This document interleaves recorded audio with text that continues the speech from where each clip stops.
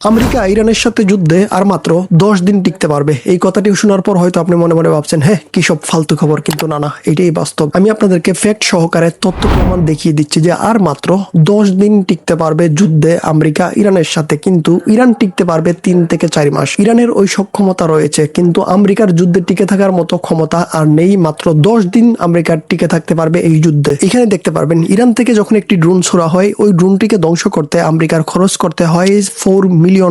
অর্থাৎ যেখানে একটা ড্রোন তৈরি করতে ইরানের খরচ হয় $20,000, সেইখানে ওই ড্রোনটাকে ধ্বংস করতে আমেরিকার খরচ করতে হচ্ছে $4 মিলিয়ন।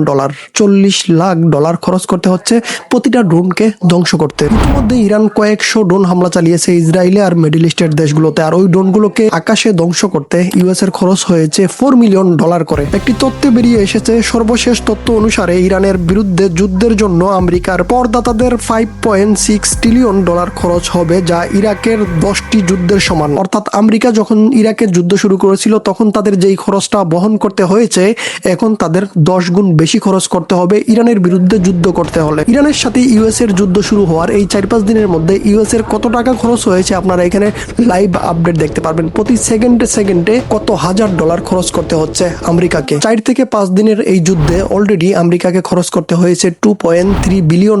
ইরান যেই ড্রোন একদিনে তৈরি করতে পারবে, ওই ড্রোনের হামলা থেকে বাঁচতে আমেরিকার 1 বছর সময় লাগে ওই সরঞ্জামা তৈরি করতে। অর্থাৎ ইরান যদি একটি ড্রোন হামলা চালায় ইসরায়েলে, আর ওই ড্রোনটিকে আকাশে ধ্বংস করতে হলে ইসরায়েলকে 2টি মিসাইল নিক্ষেপ করতে হবে আকাশে। আর এইভাবে কিন্তু খরচটা গিয়ে দাঁড়ায়, আপনারা এখানে দেখতে পারবেন যে একটি ড্রোন তৈরি করতে ইরানের খরচ হয় $20,000, আর ওই ড্রোনটিকে ধ্বংস করতে আমেরিকা আর ইসরায়েলের খরচ হয় $40 লাখ।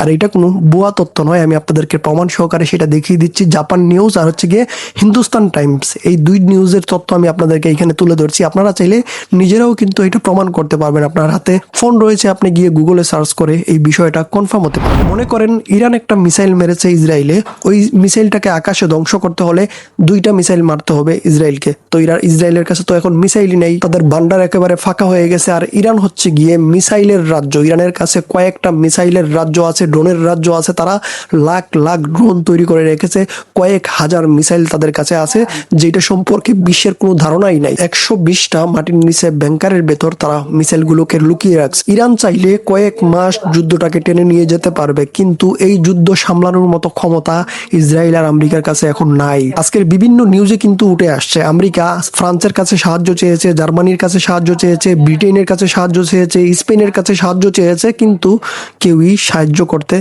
পারবে না। ডাইরেক্ট তারা বলে দিয়েছে, আপনারা নিউজ মাধ্যমে এই তথ্যগুলো পেয়ে যাবেন। ইরান কিন্তু এখানে শক্তি দিয়ে খেলতেছে না, খেলতেছে বুদ্ধি দিয়ে। আপনারা একটা জিনিস লক্ষ্য করে দেখবেন, ইরানের কাছে কিন্তু দামি ভয়ঙ্কর মিসাইল আছে, কিন্তু তারা সেগুলো এখন ব্যবহার করতেছে না। তারা ব্যবহার করতেছে কোনগুলো? $20,000 দিয়ে তৈরি করা যেই ড্রোনস আছে, তারা সেগুলো দিয়ে হামলা চালাচ্ছে। মূলত ইরান চাইতেছে আগে তাদের অর্থনীতির হাঁটুটাকে আগে কেটে দেওয়া। আমরা সকলেই জানি যে ইসরায়েলে যেই হামলাগুলো ইরান করে, ওইগুলো কিন্তু আকাশেই, বেশিরভাগ 95% আকাশেই কিন্তু ইসরায়েল ধ্বংস করতে পারে। তাহলে আপনারাই বলেন যে দামি মূল্যবান ভয়ঙ্কর যে মিসাইলগুলো আছে সেগুলো এখন ব্যবহার করার কোনো প্রয়োজন নাই।